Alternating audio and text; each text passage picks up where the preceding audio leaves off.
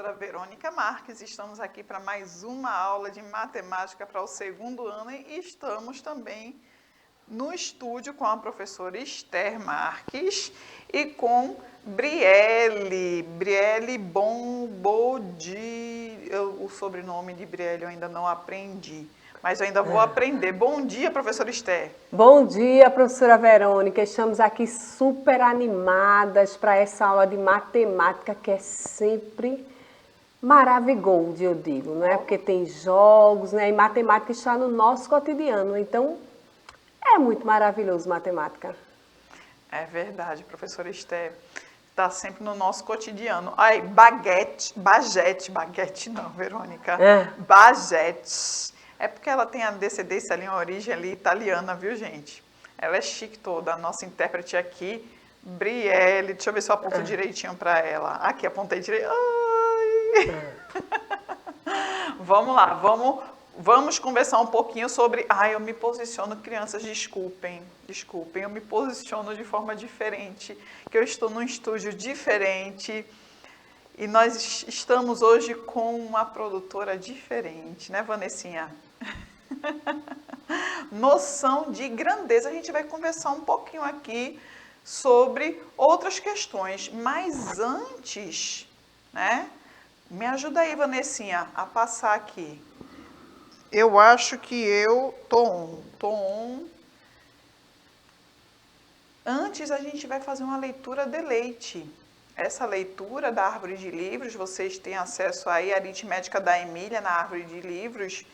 E o QR Code pode ajudar vocês. Vocês podem tanto abaixar o aplicativo, como podem também simplesmente acessar o site www.arvorelivros.com e vocês vão ter acesso com a matrícula de vocês, colocando as 3 letrinhas iniciais, as 3 primeiras letrinhas da palavra Recife, só o REC, R-E-C.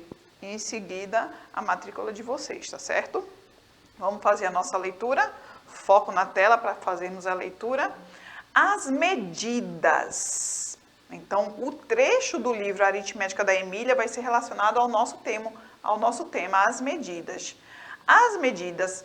Emília abriu um bocejo maior que o quindim. Chega de frações, estou enjoada, já disse, se o Visconde não muda de assunto, prego-lhe uma peça terrível.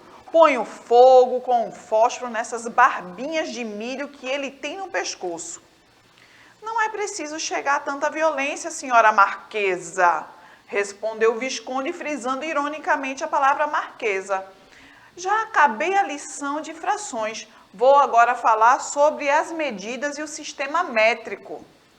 Não vai falar de coisa nenhuma, gritou tia Anastácia, aparecendo à porta da cozinha. São horas de jantar. Venham todos. Fiz um lombinho com farofa que está mesmo um suco. Corram. Lombinho de porco com farofa e umas rodelas de limão por cima era petisco de fazer vir água à boca. De modo que ninguém mais quis saber de aritmética naquele dia. Mas na tarde seguinte, a aula ao ar livre continuou. O Visconde tossiu 3 pigarros e disse: medir é uma das coisas mais importantes da vida humana. Os homens não fazem nada sem primeiro medir. Quem vai comprar chita numa loja obriga o caixeiro a medir um pedaço de fazenda. Fazenda, criança, seria o tecido, tá? Quem vai vender feijão no mercado da vila pesa-o antes de entrar em negócio.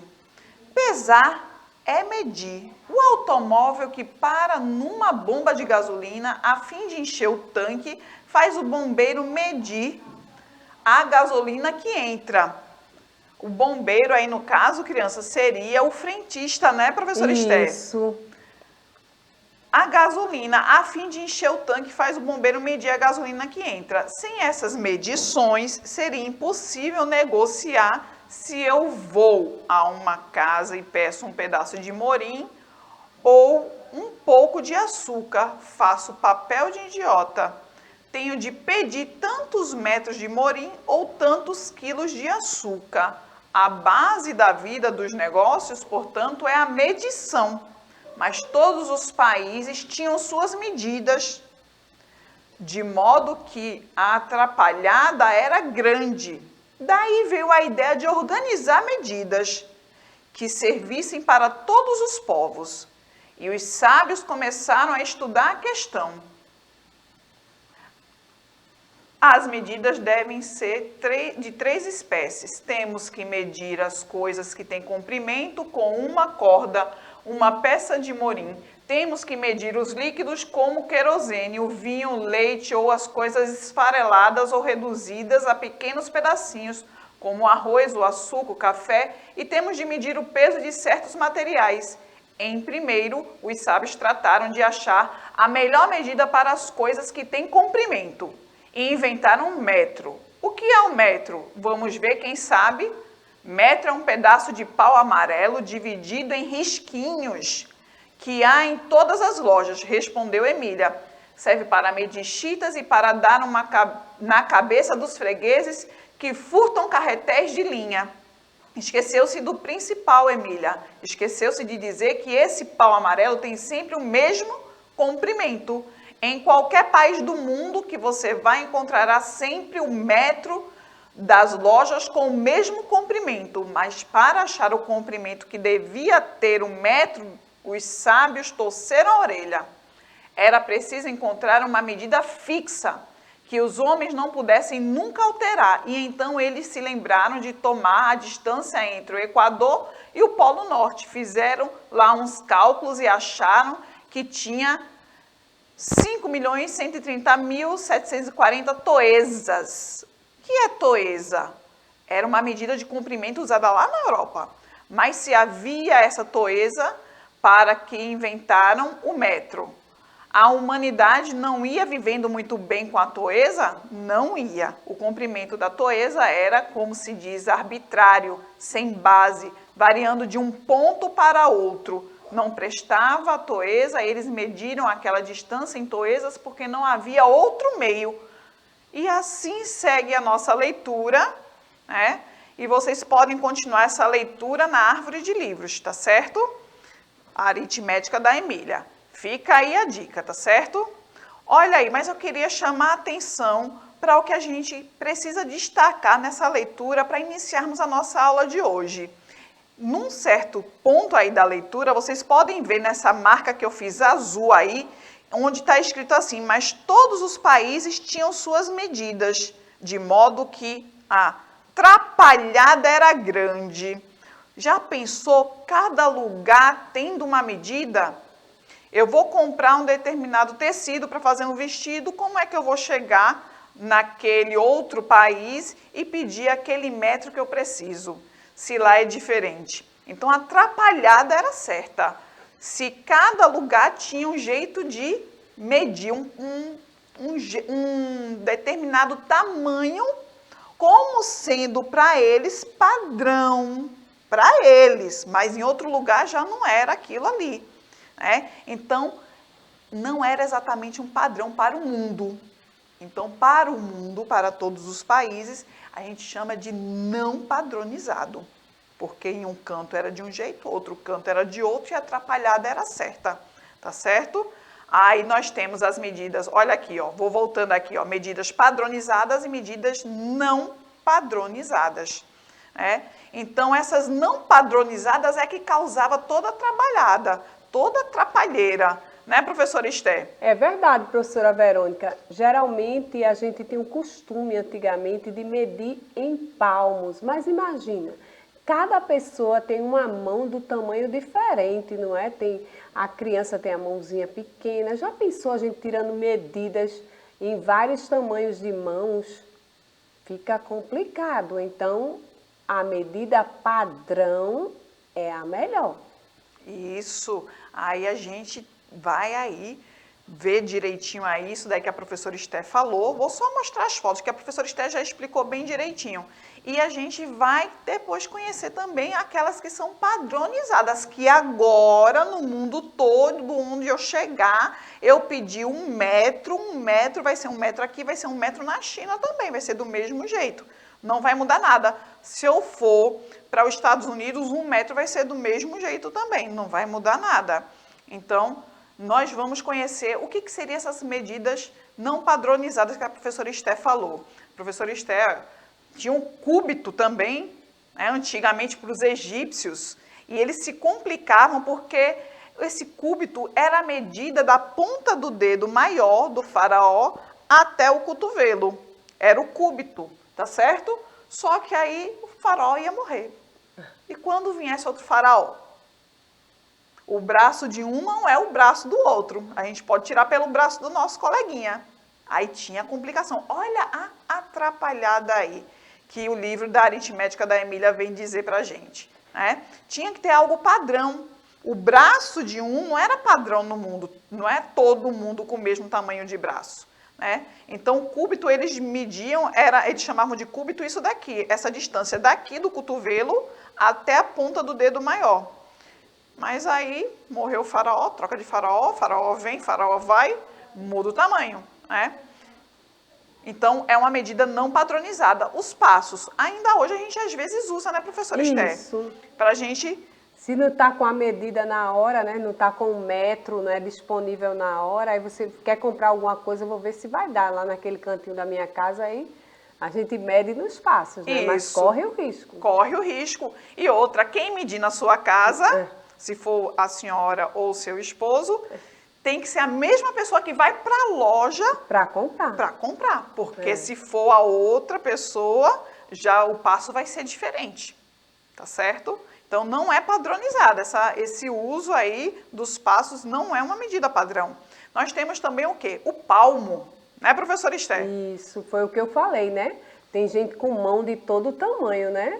A criança mesmo, se ela for comparar, né? Várias crianças, a gente for colocar as mãozinhas, a gente vai perceber que uma tem maior, outra menor, uma é mais gordinha, né? Outra é mais larga a mãozinha e assim por diante. Isso, então é outra medida aí não padronizada. As mãos não são iguais, não é verdade?